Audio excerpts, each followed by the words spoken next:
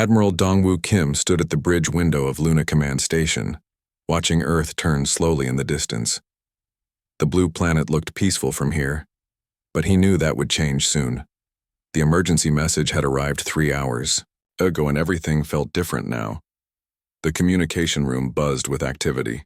Officers moved quickly between stations, their faces tight with worry. Dongwoo had seen many crises in his 30 years of service, but nothing like this. The message came from the Galactic Confederation itself, the powerful group of alien races that controlled most of the known galaxy. "Sir, we're ready to play the transmission," said Lieutenant Commander Ye-Jin Ko. She was young but smart, one of the best officers on his staff. Her hands shook slightly as she worked at her console. "Put it on the main screen," Dongwoo said. His voice was calm, but inside he felt cold fear growing. The screen flickered to life. A massive creature appeared, standing over 3 meters tall. Its body was made of what looked like living crystal, glowing with soft purple light. This was Velthara, High Chancellor of the Galactic Confederation. When it spoke, its voice sounded like wind through caves. "People of Earth," Velthara began, "I speak for the Confederation Council. For 300 years we have kept peace in this galaxy. We have watched species grow and learn. We have guided them to wisdom." Dongwoo felt his jaw tighten. He had heard this kind of talk before from the aliens. They always made it sound like they were doing everyone a favor. "Humanity has spread across 43 star systems in just 2 centuries, the alien continued. "You build weapons instead of art. You fight instead of cooperate. You take what you want instead of asking permission." The image shifted to show human colonies, busy cities on distant planets, mining operations in asteroid belts, huge ships, moving between the stars. To Dongwoo, these looked like signs of human success. To the aliens, they were clearly threats. "The Confederation Council has made its decision," Velthara said, its crystal body growing brighter. "Humanity must return to your home system within 90 standard days. All military vessels must be surrendered. All colonies beyond Sol system must be abandoned. You will accept monitoring by Confederation peacekeepers." Dongwoo felt his heart skip. They wanted to cage humanity like dangerous animals. "If you refuse," the alien's voice grew colder, "we will enforce this decision by force. The galaxy cannot risk another aggressive species spreading chaos. You have 90 days to comply." The transmission ended. The bridge fell silent except for the quiet hum of the station's systems. Officers looked at each other with shock and growing anger. "Get me a direct line to Prime Minister Ji-Hai Park," Dongwoo ordered. "Priority 1. Within minutes, the Prime Minister's face appeared on screen. Ji-Hai Park was in her 50s with gray hair and sharp eyes that missed nothing. She had led Earth through good times and bad, always with steady hands.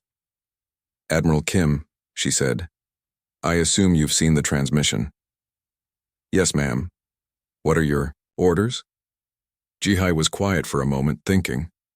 Around her, Dongwoo could see other government officials arguing in hushed voices. Some looked scared, others looked angry. "I'm calling an emergency session of the United Earth Council," she said, finally. "We have 90 days to decide humanity's future.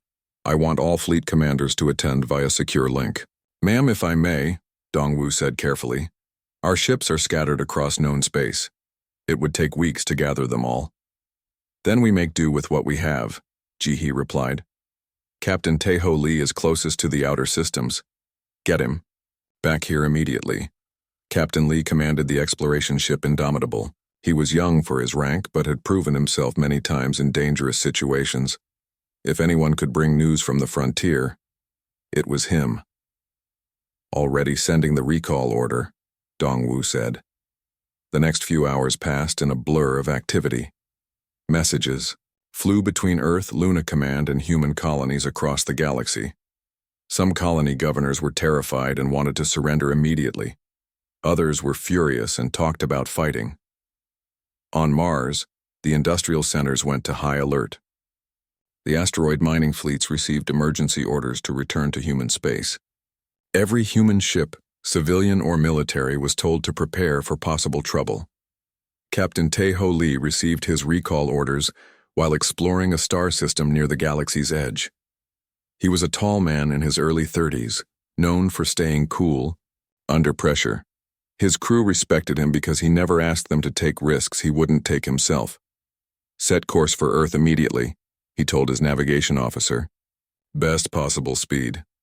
"Sir, that will put stress on our engines," the officer warned. "Do it anyway," Tae-ho said grimly. "Something tells me we're going to need every ship we can get." As the Indomitable jumped into faster-than-light travel, Tae-ho thought about what the alien ultimatum meant. He had grown up hearing stories about Earth's early days, how humans had fought wars over land, resources, and ideas. They had nearly destroyed themselves several times, but they had also learned to reach for the stars. Now aliens wanted to take that away. They wanted humans to go back to one small system and stay there forever, watched and controlled by alien masters. Back on Earth, Prime Minister Ji-Hai Park stood before the United Earth Council. Representatives from every human world sat in the Great Chamber, their faces showing every emotion from fear to rage. The air felt thick with tension. "Fellow humans," Ji-Hai began, her voice carrying clearly through the chamber. "Today we face the greatest challenge in our species' history. Not a natural disaster or a war between ourselves, but something far more dangerous. The demand that we give up our freedom." She looked around the chamber, meeting the eyes of as many representatives as she could. "The Galactic Confederation calls us aggressive. They say we are dangerous. They want us to abandon our colonies, surrender our ships, and live under their control. They offer us peace in exchange for our freedom." Some representatives nodded, clearly tempted by the offer. Others shook their heads angrily. "I have studied the history of the Confederation," Ji-Hai continued. "They have controlled the galaxy for 3 centuries by keeping every species weak and dependent. They allow no competition, no independence, no growth beyond what they approve."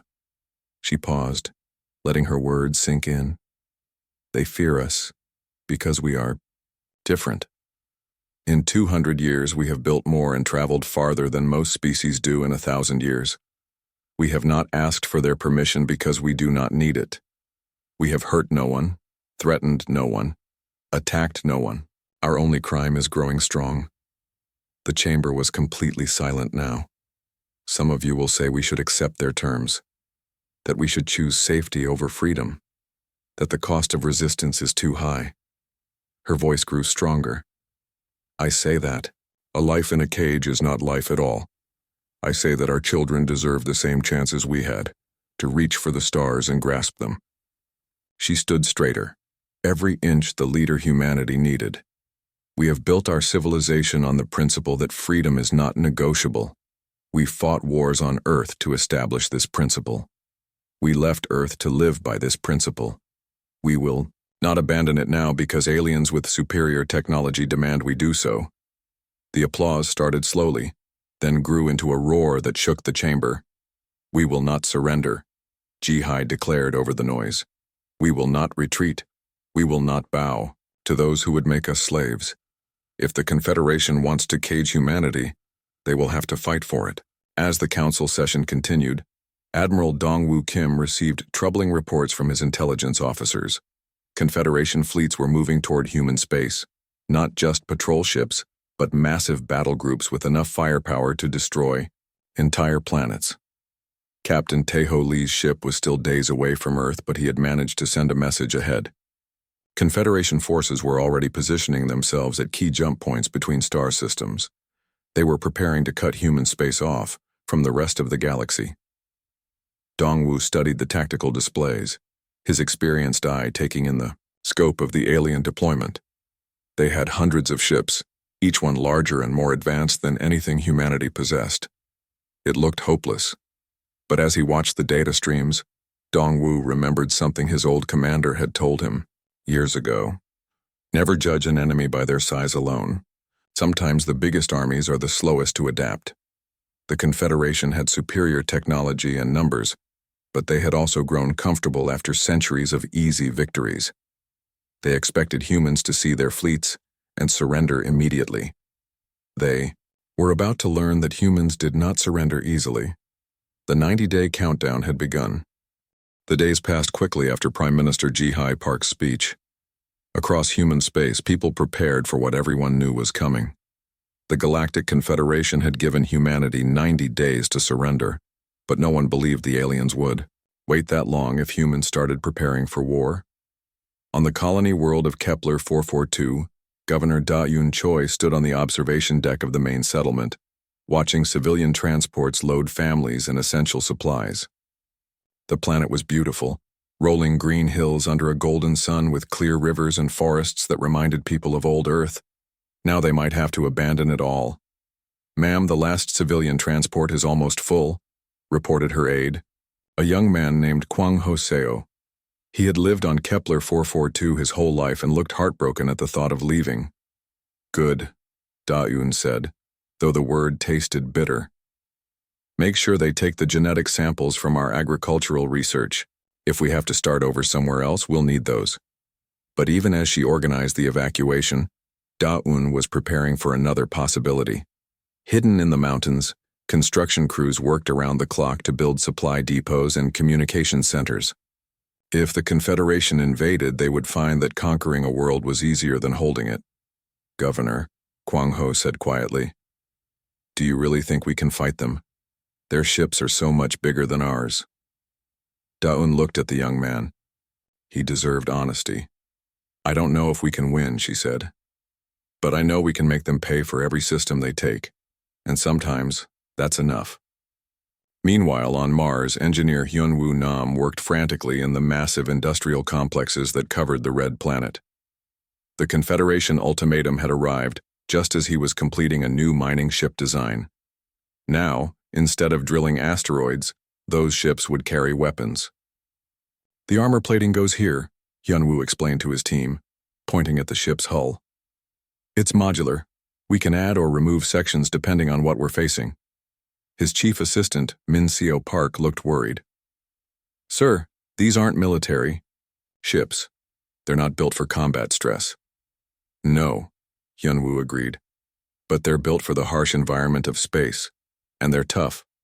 More importantly, the aliens won't expect civilian ships to fight back." The Mars shipyards had always built practical vessels, cargo haulers, mining ships, colony transports. Nothing fancy, nothing elegant like the sleek alien designs. But human ships were built to work in dangerous places and keep working when things went wrong.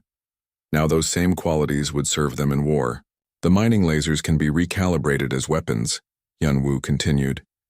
"Not very powerful, but if enough ships concentrate their fire, they can damage even heavily armored targets."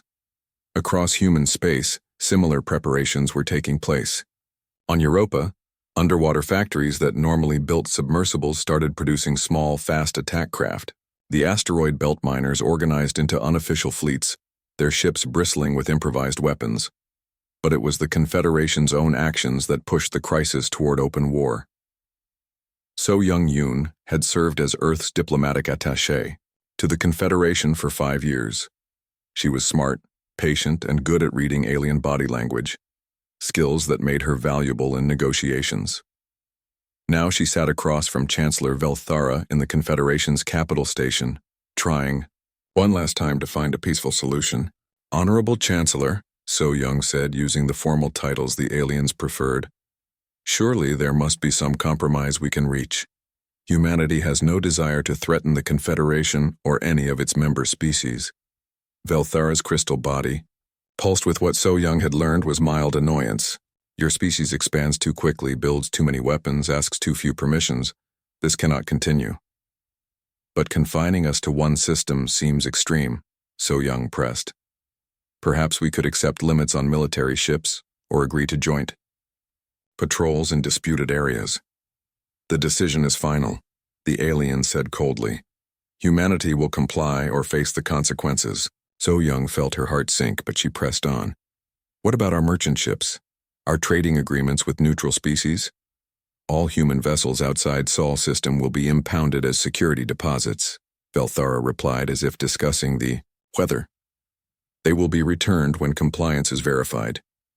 The casual way the alien said it sent ice through So Young's veins. They were already seizing human ships. The 90-day deadline was meaningless. The Confederation was prepared to act immediately if humans showed any sign of resistance. She activated her emergency communicator as soon as the meeting ended, sending a coded message to Earth. The cage is closing. They won't wait. Captain Tae-ho Lee received the message while his ship, the Indomitable, traveled through jump space toward Earth. He was still 3 days out when his communications officer, Lieutenant Soo-jin Park, brought him disturbing news. "Sir, we're getting reports of Confederation vessels stopping human ships near the outer systems," she said. "They're claiming it's for security inspections, but none of the ships have been released." Tae-ho studied the tactical display showing known alien positions. The pattern was clear. They were systematically cutting off human space from the rest of the galaxy. "Change course," he ordered. "Take us to the Tau Ceti checkpoint." "Sir, that's directly toward the Confederation fleet," his first officer warned. "I know," Tae-ho said grimly. "If they want to start a war by seizing our ships, let's see how committed they are to that decision." The Indomitable dropped out of jump space near the Tau Ceti system to find exactly what Tae-ho expected: a Confederation blockade. 3 massive alien dreadnoughts hung in space like dark metal mountains, their weapon ports glowing with ready energy. Smaller escort ships patrolled the area, and in the distance Tae-ho could see human cargo vessels held motionless by alien tractor beams. "This is Captain Tae-ho Lee of the United Earth ship Indomitable," he broadcast on all frequencies. "You are illegally detaining human vessels in neutral space. Release them immediately." The reply came from the lead dreadnought in the characteristic harmonious tones of the Vorth species. "Human vessel, you will power down your engines and prepare to be boarded. Your ship is subject to security inspection under Confederation emergency. Decree 7741. Tae-ho looked around his bridge. His crew of 43 was barely enough to run the ship, much less fight a battle against impossible odds. But he saw determination in their faces, not fear. "Confederation vessel," he replied. "Earth does not recognize your authority to issue emergency decrees regarding human ships in neutral space. We are leaving. Any attempt to stop us will be considered an act of war. Human vessel, comply immediately or face consequences." Tae-ho turned to his weapons officer, Ensign Bo-ram Kim.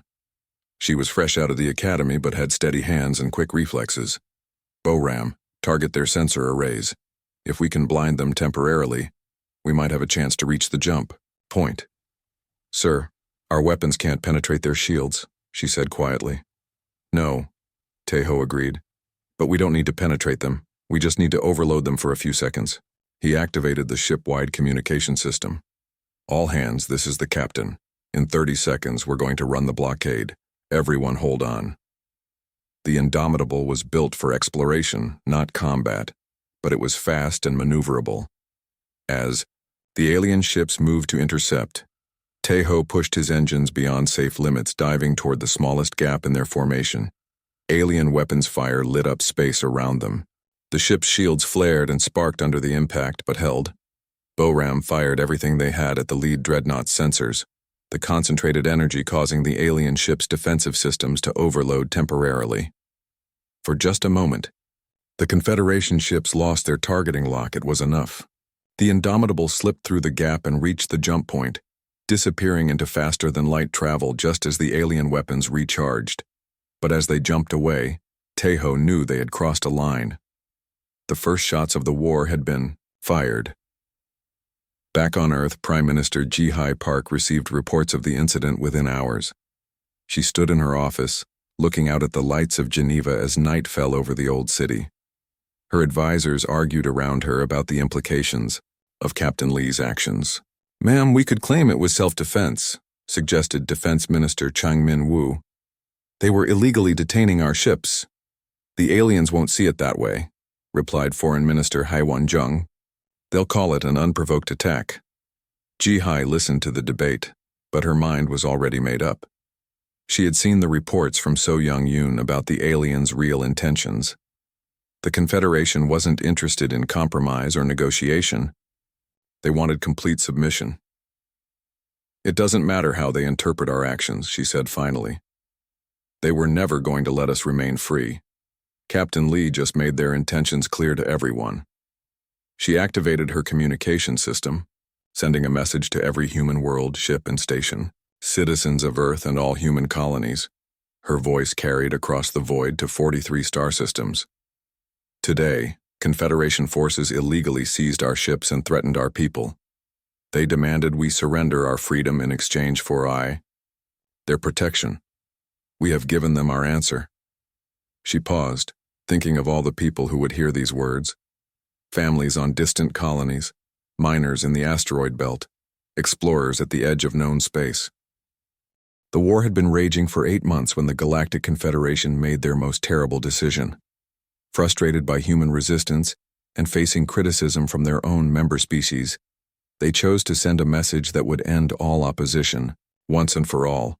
The colony of New Busan had been humanity's pride, a beautiful world where 2 million people had built cities that rivaled anything on Earth. The planet had gardens that stretched for kilometers, universities where human and friendly alien species studied together, and art galleries that celebrated the best of human creativity. Governor HFY Lim was reviewing agricultural reports when the first Confederation ships appeared in orbit. She was a practical woman who had helped build New Busan from nothing, turning an empty world into a thriving human civilization. "Ma'am, we're detecting massive energy signatures from the alien fleet," reported her defense coordinator, Major In-Ho Kim. "They're powering up weapons we've never seen before." Haiwan looked at the tactical display and felt her heart freeze. The alien ships weren't targeting military installations or government buildings. They were targeting the cities themselves. "Begin immediate evacuation," she ordered, though she knew it was already too late. "Get as many people as possible to the emergency shelters." The planet-killer weapons struck New Busan like the fist of an angry god. Entire cities disappeared in bursts of white light that could be seen from orbit. Forests that had grown for decades were reduced to ash in seconds. Rivers boiled away into nothing. Iwan survived because she was in the reinforced government bunker when the bombardment began. When she finally emerged 3 days later, she found a world transformed into hell. Where once there had been green fields and busy cities, now there was only blackened wasteland and glowing craters. Of the 2 million people who had called New Busan home, fewer than 50,000 survived. The massacre sent shockwaves through human space. Chancellor Velthera broadcast the destruction across the galaxy as a warning to any species that might consider defying Confederation authority. "This is the fate of those who choose war over peace," the crystal being announced. Humanity brought this upon themselves through their refusal to accept wisdom. But the aliens had made a critical error. They thought the destruction of New Busan would break human resistance. Instead, it forged human determination into something unbreakable. On Earth, physicist Woojin Park worked frantically in his laboratory deep beneath the Swiss mountains. He was Prime Minister Ji Hai's younger brother, a brilliant scientist who had spent years studying the quantum mechanics that made faster-than-light travel possible. "The calculations are complete," he told Admiral Dongwoo Kim during their encrypted video conference. "We can destabilize jump gates using quantum resonance weapons." Dongwoo studied the technical specifications with a mixture of hope and horror. "What are the side effects?" "Any ship caught in a gate collapse will be destroyed instantly," Woojin admitted. "But more importantly, the gate itself will be unusable for decades, maybe centuries. That means any system cut off from the gate network would be isolated," Dongwoo realized. Their population could be stranded with no way to leave. Woojin nodded gravely. "The moral implications are significant, but so are the strategic possibilities." The plan that emerged was humanity's most desperate gambit. Using Woojin's quantum destabilization technology, they would lure the main Confederation fleet into a trap and cut them off from reinforcements by collapsing the jump gates around them. It was a strategy that could only work once, and if it failed, humanity would lose their most advanced weapon and their entire remaining fleet. Haiwan Lim volunteered for the mission's most dangerous component. The scarred survivor of New Busan had only one desire left: to make the aliens pay for what they had done to her world and her people. "I need to get aboard their command ship," she told Admiral Dongwoo during the mission briefing. Someone needs to gather intelligence on their fleet structure and command protocols. It's a suicide mission, Dongwu said bluntly. Even if you reach their ship, the chances of getting back alive are almost zero. Hyewan looked at him with eyes that had seen too much death. My family died on New Busan. My friends, my neighbors, everyone I cared about. I'm already dead, Admiral. I just haven't stopped moving yet. The infiltration required months of preparation. Using captured Confederation technology, human engineers built a stealth ship that could mimic alien sensor signatures. It was barely large enough for one person and had no weapons, but it could slip past enemy defenses undetected. Meanwhile, Captain Tae-ho Lee recovered from his injuries sustained in the Battle of Wolf 359. The ramming attack that had crippled the alien flagship had nearly killed him, but experimental emergency systems had kept him alive long enough for rescue. Now he commanded the newest ship in the human fleet, a destroyer called Indomitable II, built using lessons learned from captured alien technology. It was still smaller and less powerful than Confederation vessels, but it incorporated human innovations that made it deadlier than its size suggested. Sir, we're receiving confirmation from all fleet elements, reported his communications officer, Lieutenant Sujin Park. Everyone is in position for Operation Hammerfall. Tae-ho looked at the tactical display showing the largest trap in military history. Human ships were scattered across 3 star systems, waiting for the Confederation fleet to move into position. At the center of it all was Wolf 359, where quantum destabilization devices waited to collapse the local jump gates. Signal Admiral Kim, Tae-ho ordered. We're ready to begin. The bait was irresistible, intelligence reports suggesting that Earth's main defense fleet was gathering at Wolf 359 for a final desperate battle. To the Confederation, it looked like an opportunity to end the war with one decisive victory. Chancellor Velthara led the Confederation Armada personally, commanding over 400 ships, the largest force the galaxy had seen in centuries. They approached Wolf 359 with complete confidence, expecting to crush human resistance once and for all. Sir, we're detecting the human fleet, reported the Confederation's tactical officer. 200 ships, mostly light cruisers and destroyers. They're maintaining formation around the star. Velthara studied the display with satisfaction. The humans had finally decided to fight a conventional battle instead of their chaotic swarm tactics. This would be over quickly. All ships advance to engagement range, the Chancellor ordered. Prepare to demonstrate the price of defying the Confederation. But as the alien fleet moved deeper into the system, Hyewan Lim's stealth ship attached itself to the hull of Velthara's flagship. Using cutting tools designed for asteroid mining, she burned through the outer armor and entered the massive vessel's service corridors. The ship's interior was a maze of crystalline passages that pulsed. With organic light, Hyewan moved carefully, using stolen access codes to bypass security systems while mapping the ship's command structure. She found what she was looking for in the central data core: complete tactical information about Confederation fleet dispositions, command protocols, and most importantly, the locations of their key leaders. Admiral Kim, she whispered into her encrypted communicator, I have the target data. The Chancellor and the entire High Command are aboard this ship. Copy that, Dongwu's voice crackled back. Can you get out? Hyewan looked at the alien, guards patrolling the corridors outside her hiding place. Negative, but I can ensure they don't survive what's coming. The Battle of Wolf 359 began with the Confederation fleet's confident advance toward the waiting human ships. But as they entered optimal firing range, Admiral Dongwu Kim revealed the true nature of his strategy. All ships, execute Hammerfall, he commanded. Human vessels that had been hidden in the system's asteroid belt and gas giant rings suddenly activated their engines, emerging from concealment to attack the alien fleet from all directions.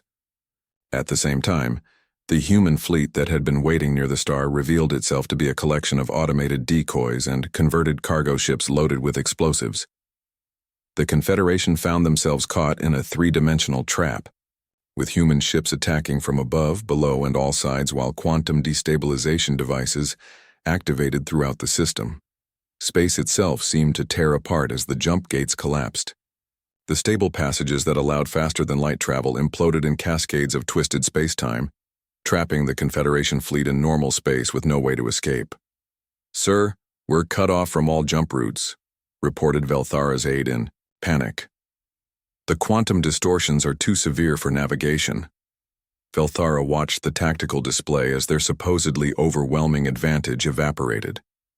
The humans had turned the Confederation's greatest strength, their centralized command structure, into a fatal weakness by trapping all their leaders in one place. "Order all ships to form defensive formation," the Chancellor commanded, but the order came too late. Captain Taeho Lee led the final assault on Velthara's flagship, his squadron of fast attack ships darting between the alien vessel's weapon turrets like angry wasps.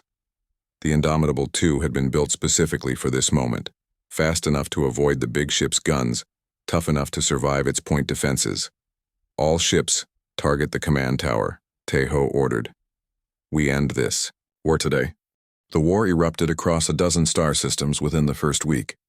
The Galactic Confederation had expected quick human surrender after their show of force. Instead, they found themselves fighting an enemy unlike any they had faced in 3 centuries of galactic dominance. Commander Seungmin Kang stood on the bridge of his destroyer, the Defiant Storm, watching the tactical display with growing satisfaction. Around Proxima Centauri, hundreds of small human ships swarmed toward the massive Confederation fleet like angry insects attacking giants. "All squadrons, remember your training," he broadcast to the improvised fleet. "Hit fast, hit hard, and don't stay in one place long enough for them to target you." Seungmin had been a professional gamer before joining the Space Force, one of the best 3-dimensional combat pilots in the competitive leagues. His understanding of complex battlefield geometry was helping him coordinate attacks that confused the alien commanders. The Confederation dreadnought Starcrusher hung in space like a metal moon, its massive weapons tracking the darting human ships. But for every small craft it destroyed, 2 more slipped through its defenses to strike at vulnerable points. "Sir, the mining ships are reporting successful hits on the enemy's shield generators," called his tactical officer, Lieutenant Yu Jin. "Han. Their defenses are down by 12%. "Good," Seungmin replied. "Tell the cargo haulers to begin their attack run." What followed would be remembered as one of the most unusual battles in military history. Civilian cargo ships, their holds packed with explosive mining charges, rammed into the alien vessel's weapon ports. The explosions barely dented the massive ship's armor, but they disabled enough weapons to give the smaller human craft a fighting chance. The alien fleet commander, a being called Thexmore, watched the chaos with growing alarm. In 300 years of Confederation military service, he had never seen tactics like these. Enemy ships that should have fled at the first sight of superior firepower instead threw themselves into battle with desperate fury. "Status report," Thexmore demanded in the clicking language of his species. "Sir, we have destroyed 47 human vessels," his aide replied, "but they continue to attack. Our shields are at 68% and falling." Thexmore studied the tactical display. The humans had somehow turned their technological disadvantage into a strategic advantage.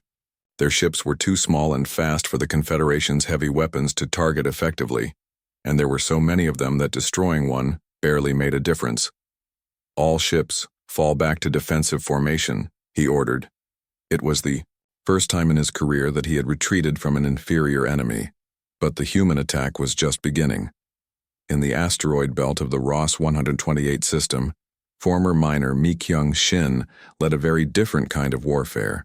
Her converted mining ship, the Rockhopper, drifted silently between the slowly tumbling rocks, its engines cold and its weapons powered down. "Contact bearing 27 Mark IV, whispered her sensor operator Jinwoo Park. "Confederation supply. Convoy, 3 heavy transports with escort fighters." Mi Kyung smiled grimly. She had spent 15 years working these asteroid fields, learning every hiding spot and navigation hazard. The aliens might have better ships, but this was her territory. "All units, this is Hammer Leader," she broadcast on the resistance frequency. "Begin Ghost Protocol." Across the asteroid field, dozens of modified mining ships activated their engines simultaneously. They emerged from hiding places among the rocks like predators rising from ambush, their crude weapons already firing. The Confederation convoy never had a chance. Caught in the middle of a navigation hazard they didn't understand, attacked from all directions by enemies who knew every meter of local space, they were overwhelmed in minutes. "Strip everything useful from the wrecks," Mi-kyung ordered as her ships closed in on the destroyed convoy. "Food, ammunition, spare parts. We'll need it all." The aliens called it piracy. The human resistance called it survival. Similar scenes played out across human space. On Europa, underwater cities that had been built to withstand the crushing pressure of ice-covered oceans became fortresses that alien weapons couldn't penetrate. On Mars, the vast industrial complexes continued producing ships and weapons even as Confederation bombers tried to destroy them. But it was in the deep space stations that humanity's true nature revealed itself. Lieutenant Colonel Junho Han stood in the briefing room of Forward Base Delta, a military outpost that guarded the approach to the Sol system. Around him, officers from a dozen different human worlds studied tactical data with intense concentration. "The aliens fight like they're conducting a parade," Junho said, pointing at the display showing Confederation fleet movements. Perfect formations, predictable patterns, everything by the book. He touched a control and the display shifted to show human attack patterns from recent battles. "We don't have a book," he continued. "We adapt, we improvise, we do whatever works. The aliens can't predict our actions because we don't know what we're going to do until we do it." Captain Yoon Seo Kim, who had commanded merchant vessels before the war, raised her hand. "Sir, what about their technological advantages? Their ships are still faster and stronger than ours." "True," Junho agreed, "but speed and strength don't mean much if you can't use them effectively. A giant with a sword is still vulnerable to a quick opponent with a knife." He outlined what would become known as the Terran Doctrine, aggressive, close-quarters combat that neutralized alien advantages while maximizing human strengths. Instead of trying to outgun the enemy, human ships would get close enough to use ramming attacks, boarding actions, and even self-destruction as weapons. "The aliens are used to fighting enemies who think like them," Junho explained. "Rational, cautious, concerned with minimizing losses. They're not prepared for enemies who will sacrifice one ship to damage 10, or ram a destroyer into a dreadnought's engines." Dr. Yoon Ji-bae listened to the briefing from her laboratory on Europa. As a xenobiologist, she had studied the Confederation species for years, trying to understand their biology and psychology. Now that knowledge was being turned to military purposes. "The key insight," she wrote in her report to Earth Command, "is that the Confederation species have been at peace for so long that they've forgotten how to think like warriors. Their military tactics emphasize preservation of resources and minimal casualties, sensible for maintaining order, but ineffective against an enemy that prioritizes victory over survival." Her research revealed something even more important. The Confederation's member species had grown soft and complacent. They had advanced technology and vast fleets, but their crews lacked the desperation and creativity that drove human innovation. "They're fighting a war they thought they had already won," Yoonji concluded. "We're fighting a war we know we might lose. That difference in mindset may be our greatest advantage." The truth of her words became clear in the Battle of Wolf 3529 Admiral. Dongwoo Kim stood on the bridge of the battleship Indomitable Will, watching the largest human fleet ever assembled prepare for battle. 300 ships from across human space had gathered here. Everything from military destroyers to converted civilian vessels. Facing them was a Confederation armada twice their size, led by the massive dreadnought Eternal Dominion. The alien fleet was a perfect example of Confederation power, overwhelming, intimidating, and utterly confident. "Sir, we're receiving a transmission from the enemy fleet," reported Communications Officer Na-young Seo. "Put it through." Chancellor Velthara's crystalline form appeared on the main screen. Its glow dimmer than usual. The alien leader looked tired, though whether beings like Velthara could actually experience fatigue was unclear. "Admiral Kim," the alien said, "this war has gone on long enough. Surrender now and humanity will be treated with mercy. Continue to resist, and we will be forced to take more direct action.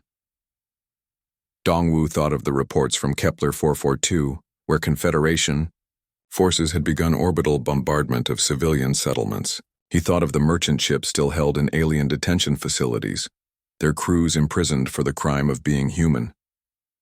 Chancellor, he replied, humanity has never learned how to surrender. I suggest you prepare for disappointment. The battle that followed would be studied by military historians for centuries. The Confederation fleet advanced in perfect formation, their massive ships bristling with weapons that could destroy small moons. They expected the humans to meet them in traditional ship-to-ship combat. Instead, Dongwu implemented Shungmin, Kang swarm tactics on a massive scale. All ships attack pattern Delta, he commanded. Break formation and engage at will. The human fleet scattered like seeds in a hurricane. Fast destroyers darted between the alien dreadnoughts, targeting their engines and weapon systems. Converted cargo ships loaded with explosives rammed into enemy hulls. Even damaged human vessels continued fighting, their crews choosing to die rather than surrender. The aliens found themselves fighting not one battle but hundreds of separate engagements. Their formation discipline, which had served them well for centuries, became a weakness as human ships slipped between their defensive lines. Captain Tae-Ho Lee, now commanding a squadron of fast attack craft, led his ships directly at the Eternal Dominion's bridge. 6 months after the Battle of Wolf 359, the galaxy was a very different place. The Galactic Confederation had collapsed completely, leaving a power vacuum that dozens of species were scrambling to fill. Some wanted revenge against their former masters. Others sought to build new alliances. A few simply wanted to be left alone. Prime Minister Ji-Hai Park stood at the podium of the newly constructed Galactic Assembly Hall on the neutral world of Haven. Around her sat representatives from over 60 species, more than had ever gathered in one place before. Many had never been allowed to participate in galactic politics under Confederation rule. She looked older now, her hair completely gray and new lines around her eyes. The war had aged her, as it had aged all of humanity. But there was steel in her voice as she addressed the assembled delegates. 3 years ago, the Confederation told humanity that we were too dangerous to remain free, she began. They said, our independence threatened galactic peace. They demanded we surrender our colonies, our ships, and our right to choose our own path. The chamber was completely silent. Species that had once feared human aggression now listened with respect to the woman who had led the resistance against seemingly impossible odds. We fought not because we wanted to conquer, Ji-Hai continued, but because we refused to be conquered. We fought not to rule others, but to remain free ourselves. Today I stand before you to offer that same choice to every species in this galaxy. She gestured to the new charter that had taken months to negotiate. The Galactic Assembly will be based on voluntary cooperation, not forced compliance. Self-determination, not central control. Freedom, not security through submission. The alien delegates murmured among themselves in dozens of languages. For centuries they had been told that such ideals were dangerous, that only strong central authority could prevent galactic war. Now the species that had proven those ideas wrong was offering to share power rather than seize it. Ambassador So Young-Yoon, now serving as Earth's Secretary of Interstellar Affairs, worked tirelessly behind the scenes to build the new diplomatic framework. She had survived the war by adapting her skills from negotiating with enemies to building alliances with former subjects of Confederation rule. The Altari delegation is worried about human military expansion, she reported to Ji-Hai during a break between sessions. They remember how quickly we spread across space before the war. What did you tell them? Ji-Hai asked. The truth, So Young replied. That humans explore because we're curious, not because we want to control everything. We find our colonies were never about conquest. They were about finding new homes for people who wanted to build something better. The negotiations were complicated by the fact that many species didn't trust each other. The Vorth, who had provided most of the Confederation's military power, feared retaliation from species they had oppressed. The crystalline Zephyrians worried that smaller species would form coalitions against them. Everyone seemed to expect humans to use their military victory to impose their will on the galaxy. They were in for a surprise. Admiral Dongwoo Kim addressed the military committee, explaining humanity's new defense doctrine. The human fleet will be reduced by 70% over the next 5 years, he announced to shocked alien military leaders. We're keeping only what we need to defend our own territory and fulfill our commitments to mutual defense pacts. General Keithavar of the Altari military looked confused. But you won the war. Why reduce your forces when you could expand your territory? Dongwoo smiled grimly. Because we didn't fight this war to become the next confederation. We fought to ensure that no one would ever have that much power over others again. The human military was indeed scaling down, but the technology they had developed during the war was not being hidden away. Instead, human engineers worked with alien scientists to share defensive innovations, while carefully controlling the spread of more dangerous weapons. Dr. Woo Jin Park found himself at the center of intense debates about his quantum destabilization technology. The weapon that had won the war was also the most dangerous device ever created, capable of isolating entire star systems permanently. We're dismantling the existing devices, he told the Assembly's Science Committee. The theoretical knowledge will be preserved, but only as a safeguard against future tyrants who might threaten galactic freedom. What if another aggressive species emerges? Asked Dr. Velkani, a member of the same crystalline species as the late Chancellor Velthara. How will the galaxy defend itself? Woojin considered the question carefully. By making sure no single species ever has enough power to threaten all the others. The old Confederation failed because they concentrated too much authority in too few hands. We won't make that mistake. Captain Tae-ho Lee, now promoted to admiral after his heroic actions in the final battle, found himself commanding a very different kind of fleet. Instead of warships, most of his vessels were now exploration and rescue ships, helping isolated species reconnect with galactic civilization. Sir, we've made contact with the Helix colony, reported Commander Bo-Ram Kim, who had served as his weapons officer during the war. They've been cut off from the rest of their people for 15 years. Are they requesting assistance? Tae-ho asked. Yes, sir. They need medical supplies and communication equipment. Their population is mostly elderly. They were abandoned when the Confederation decided their world wasn't worth maintaining contact with. Such discoveries were common as human exploration ships ventured into regions the Confederation had ignored or abandoned. The old regime had been efficient but callous, focusing resources on valuable worlds while leaving countless smaller colonies to fend for themselves. Under the new system, no one would be abandoned simply because they weren't profitable enough to maintain contact with. The rebuilding wasn't without problems.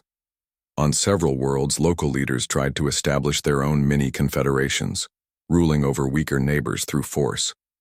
The Galactic Assembly's response was swift and coordinated: economic sanctions, diplomatic isolation, and when necessary, military intervention by joint peacekeeping forces. But the most difficult challenge came from an unexpected source: other humans. Some colonies that had suffered greatly during the war wanted revenge against alien species. Governor Myung-Soo Lee of the Kepler 438 settlement publicly called for the forced relocation of all former Confederation military personnel. They destroyed our cities, killed our people, and now we're supposed to shake hands and pretend nothing happened, he demanded during a heated assembly session.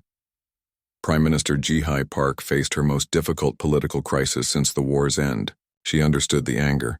She had lost friends and colleagues in the fighting. But she also knew that cycles of revenge would destroy everything they had fought to build.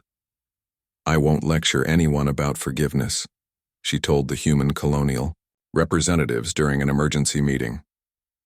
What the Confederation did to us was unforgivable.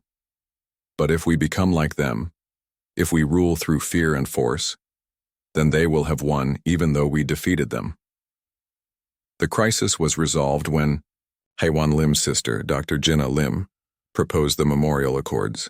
Rather than seeking punishment, the agreement established a galaxy-wide system of memorials to remember the victims of Confederation oppression, funded by reparations from former Confederation worlds. We honor the dead by building a better future, Jinnah said at the first memorial ceremony on New Busan. Not by creating new victims. The rebuilt colony was smaller than the original, but it was also more beautiful. Gardens and monuments honored those who had died, while new buildings incorporated architectural styles from dozens of different species, a symbol of the cooperation that had replaced conquest.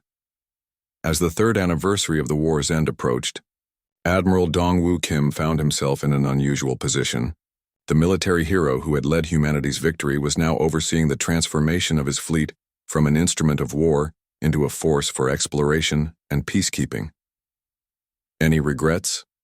asked Admiral Tae-ho Lee during their final meeting before Dongwoo's retirement. The older man looked out at Earth, turning slowly in space, its blue surface unmarked by the scars of war. "I regret every life we lost," he said quietly, "but I don't regret fighting. Some things are worth dying for. Freedom is one of them." Tae-ho nodded.